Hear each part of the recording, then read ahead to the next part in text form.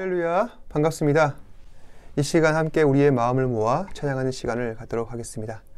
함께 부르실 찬양은 내 모든 삶의 행동, 함께 찬양하겠습니다.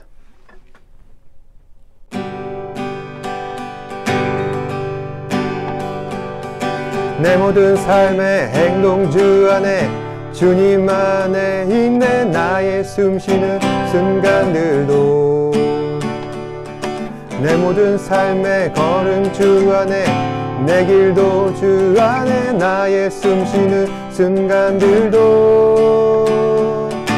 라라라라라 라라라라라 라라라라라 라라라라라 내 모든 삶의 행동 주 안에 주님 안에 있네. 나의 숨쉬는 순간들도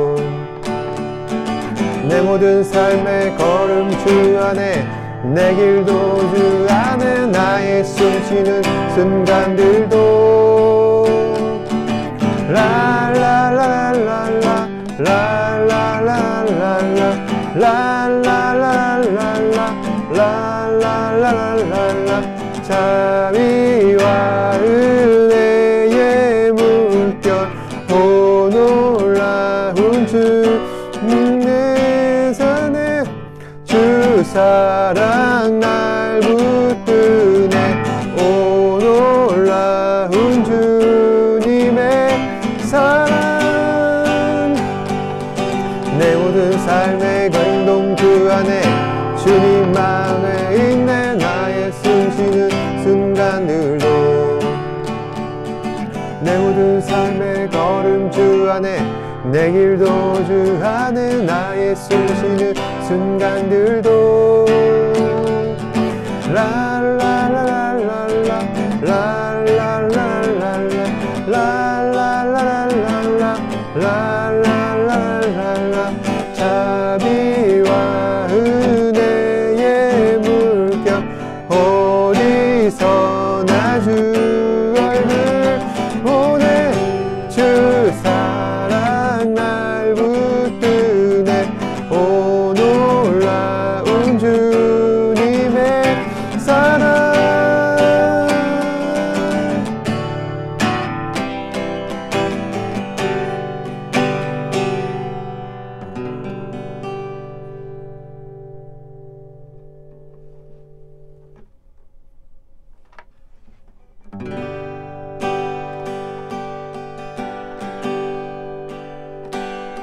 내 아버지 그 품 안에서 내 영혼은 안전합니다.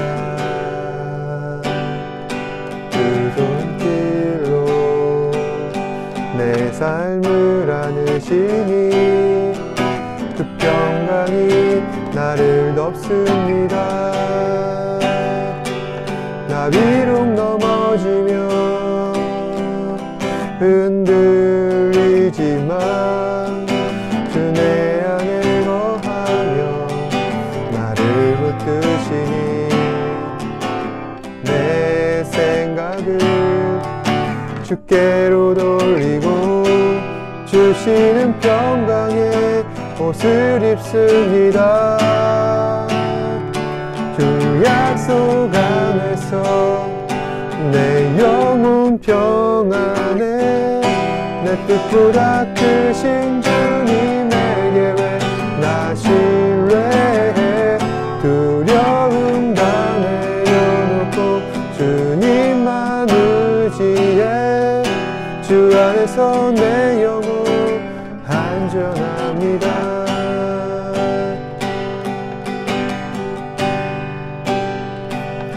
내 아버지 그 품 안에서 내 영혼은 안전합니다. 주 손길로 내 삶을 안으시니 그 평강이 나를 덮습니다. 나 비록 넘어지며 흔들리지만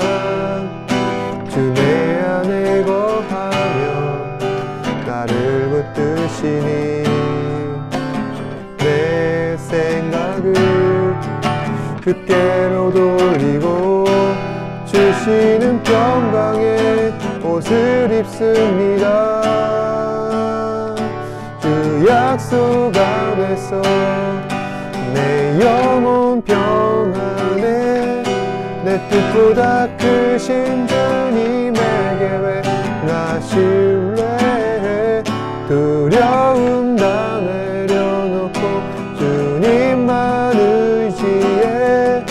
주 안에서 내 영혼 안전합니다. 주 약속 안에서 내 영혼 평안에 내 뜻보다 크신 주님에게 왜 나 신뢰해. 두려움 다 내려놓고 주님만 의지해. 주 안에서 내 영혼 안전합니다.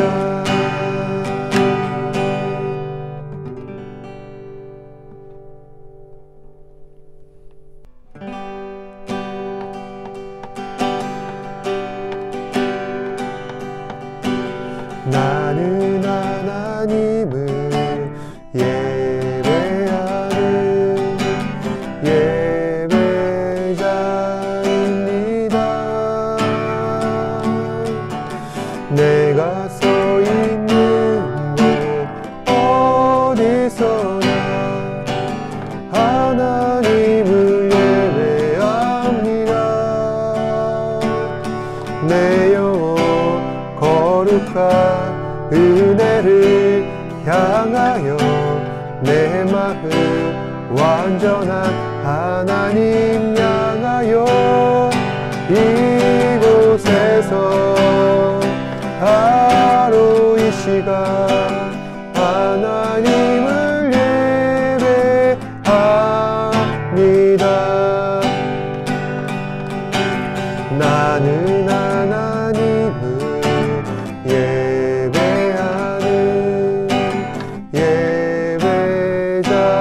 예배자입니다.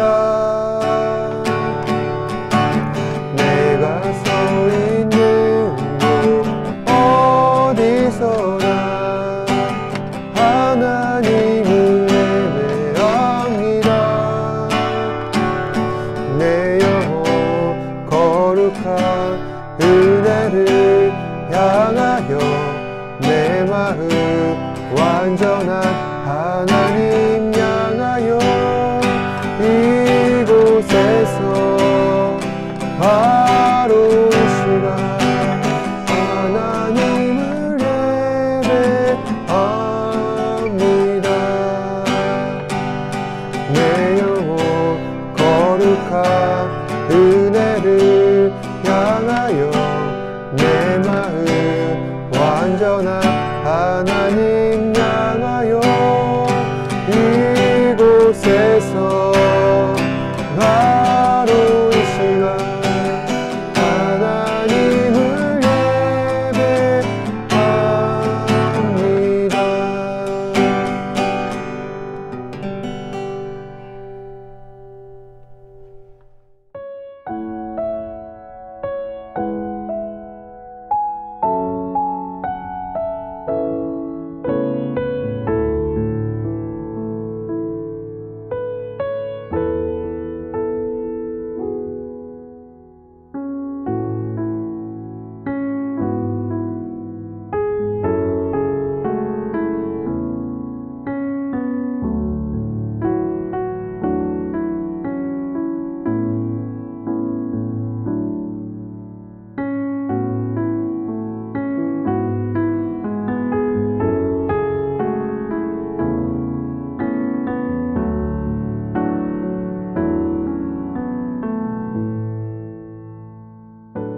세상을 살면서 우리는 다양한 관계를 맺고 또 역할을 수행하며 살아갑니다. 그것이 사람을 사회적 동물이라 부르는 이유이기도 합니다. 만약 사람들과 관계도 맺지 아니하고 또 사회 속에서 해야 할 역할도 제대로 수행하지 않는다면 우리에게는 많은 어려움이 따를 것입니다. 그렇게 되면 나중에는 반드시 도태되게 마련이고 그러다가 점점 사회 속에서 잊혀진 존재가 되고 말 것입니다.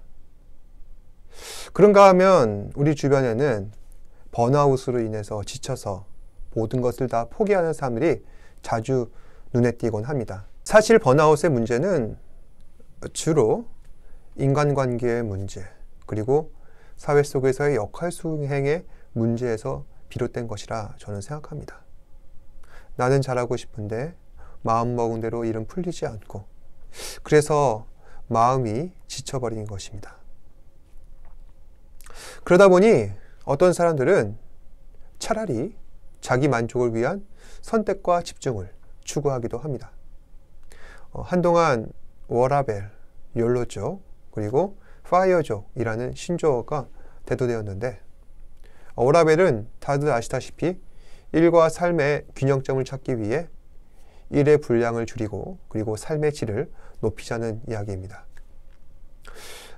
파이어족은 미래를 위해서 현재를 태운다. 그러니까 현재의 고통이 결코 피할 수 없는 현실적인 문제라면은 차라리 지금 우리의 인생을 연소시켜서 한창 젊을 때 바짝 벌고 그리고 일찍 은퇴해서 남은 여생을 즐기자.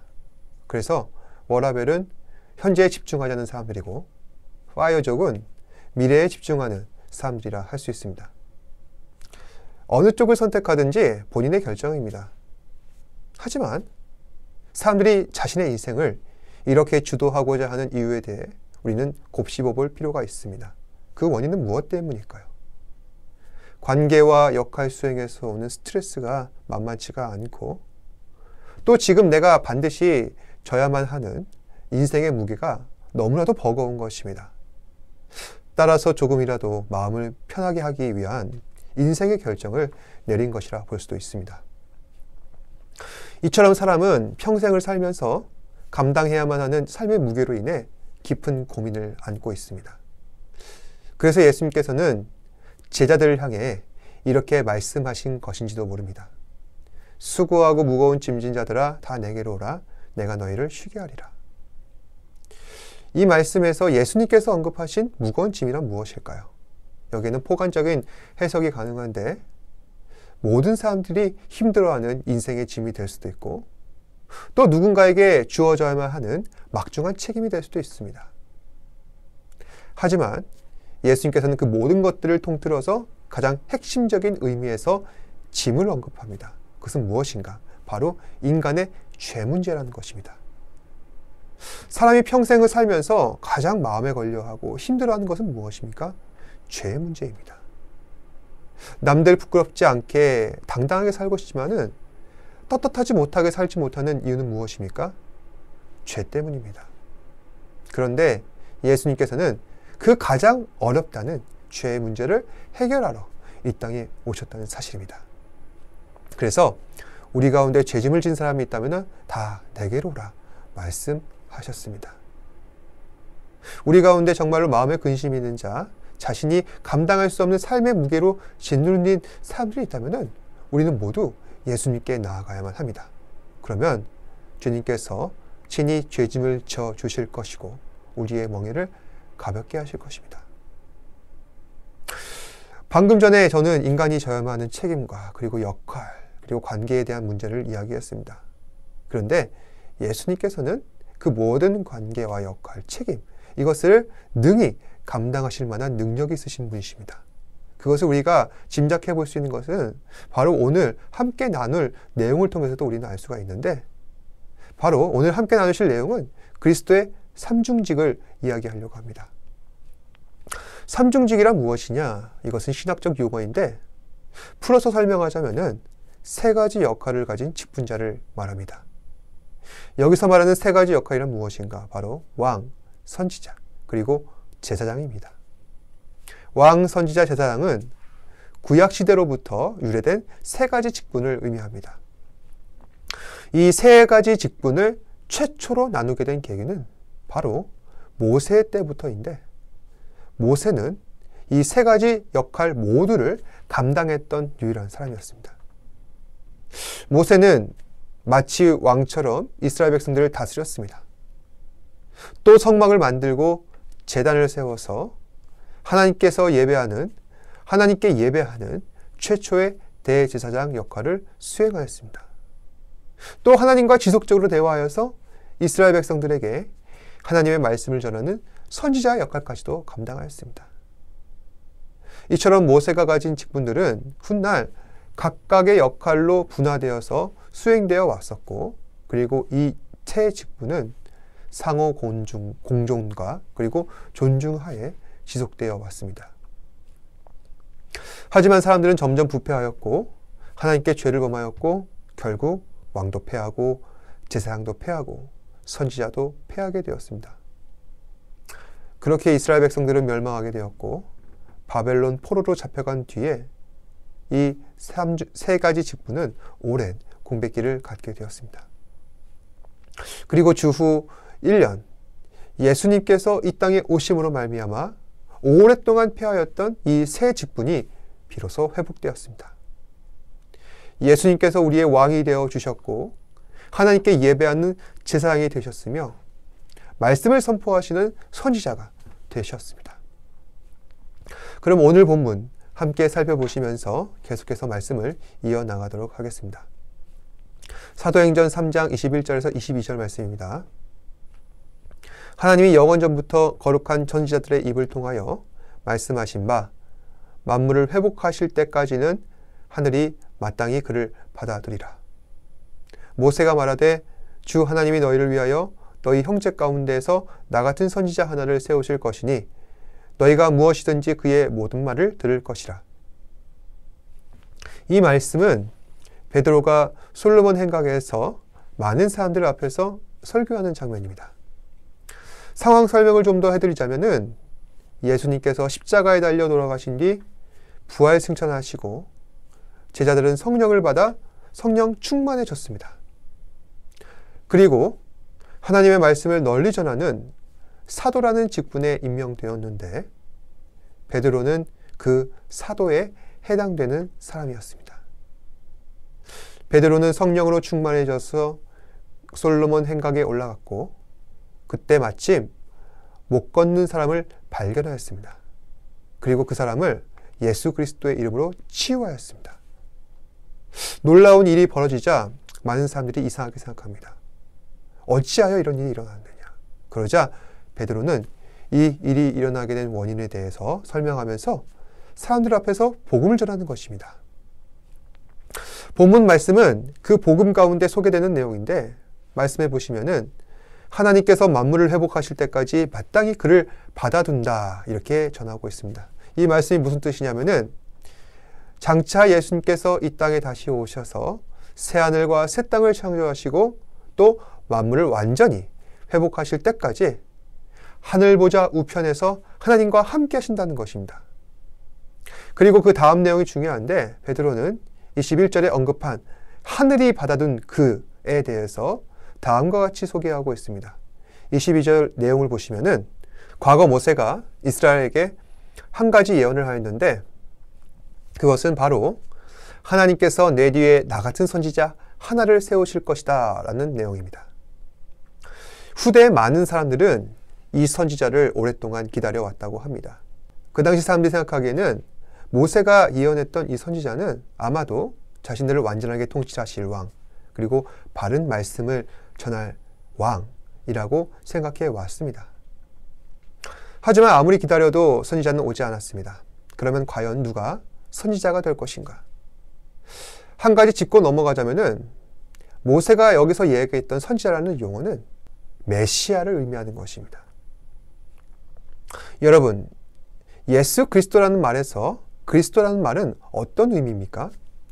그리스도는 메시아, 즉 기름 부음 받은 자를 말합니다. 다시 말씀드리자면은 지금 베드로는 모세가 이야기했던 그 선지자, 즉 메시아가 바로 예수님을 지칭하고 있다는 것입니다. 베드로의 이러한 주장은 우리의 신앙을 위해서 매우 중요합니다.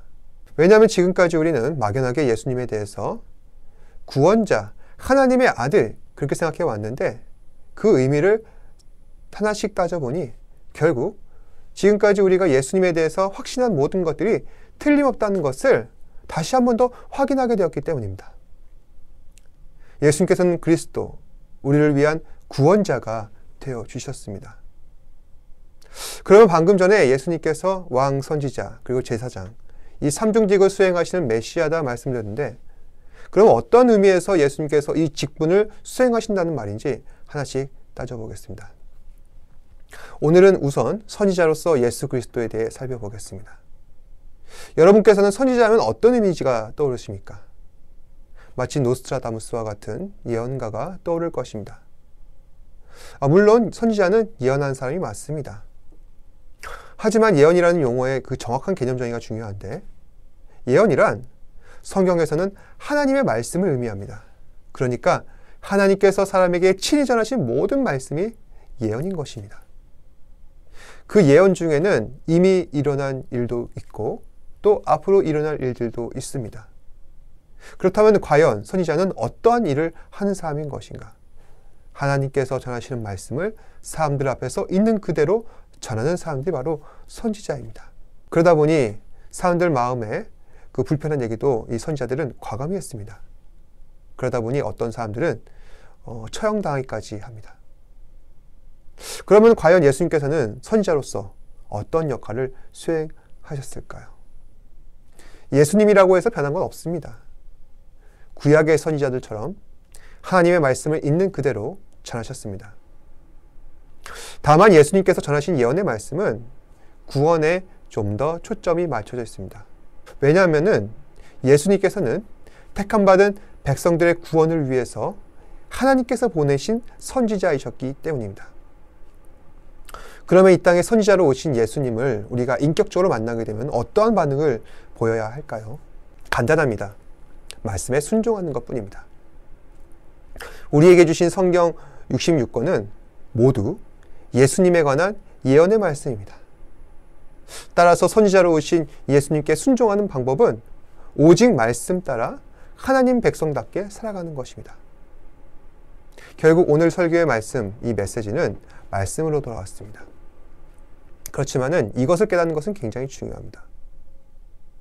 왜 그렇습니까? 말씀에 우리의 생명, 삶의 방향성, 앞으로의 모든 목표가 달려있기 때문입니다. 오늘 주님께서는 삶의 고민과 걱정이 있다면 예언의 말씀 가운데 해답을 발견하시고 또 뜻을 구하라 하십니다. 하지만 어떻습니까? 사람들은 말씀에서 해답을 찾지 않습니다. 자기만의 해답을 발견하려고 안간힘을 씁니다. 사랑하는 여러분, 이 땅에 선지자로 오신 예수 그리스도의 모든 말씀에 귀 기울이시기 바랍니다. 그러면 반드시 하나님께서 우리의 삶을 그 선하신 뜻대로 인도하실 것입니다. 기도하겠습니다. 사랑과 은혜가 풍성하신 아버지 하나님 감사합니다. 오늘도 말씀 주셔서 우리에게 깨닫게 하시고 또 주께서 우리에게 전하신 그 선지자로서 그 놀라운 은혜와 사랑과 능력을 다시 한 번 더 우리가 경험하게 하시니 감사합니다. 주님, 주께서는 우리를 위하여서 십자가에 달려 죽으셨고 또 우리에게 그 능력의 말씀, 구원의 말씀을 허락하셔서 예수님께서 우리를 구원하셨다는 그 믿음의 확신을 더하시고 또 하나님의 능력으로 말미암아 다시 한 번 더 새로운 삶을 살게 하셨습니다. 주님이시여 은혜를 허락하여 주사 매 순간 하나님의 말씀 안에 거하게 하시고 또 주님을 온전히 신뢰하며 순종하며 나아갈 수 있는 우리 사랑하는 지체들 되게 하여 주시옵소서. 사람은 자신의 모든 운명을 결정지은 것 같지만 그렇지 않습니다. 주께서 우리를 섭리하시고 다스리시고 역사하셔서 모든 것이 운행되는 줄 믿습니다. 이 사실을 변치 않게 하시고 또한 하나님의 은혜로 말미암아 주님이시여 매 순간 주의 말씀 따라 가게 하여 주시옵소서. 모든 것에 감사드리며 살아계신 예수님 이름으로 기도드립니다. 아멘. 하늘에 계신 우리 아버지여, 이름이 거룩히 여김을 받으시오며 나라가 임하시오며 뜻이 하늘에서 이루어진 것 같이 땅에서도 이루어지이다. 오늘날 우리에게 일용할 양식을 주시옵고 우리가 우리에게 죄 지은 자를 사하여 준 것 같이 우리 죄를 사하여 주시옵고 우리를 시험에 들게 하지 마시옵고 다만 악에서 구하시옵소서. 나라와 권세와 영광이 아버지께 영원히 있사옵나이다. 아멘.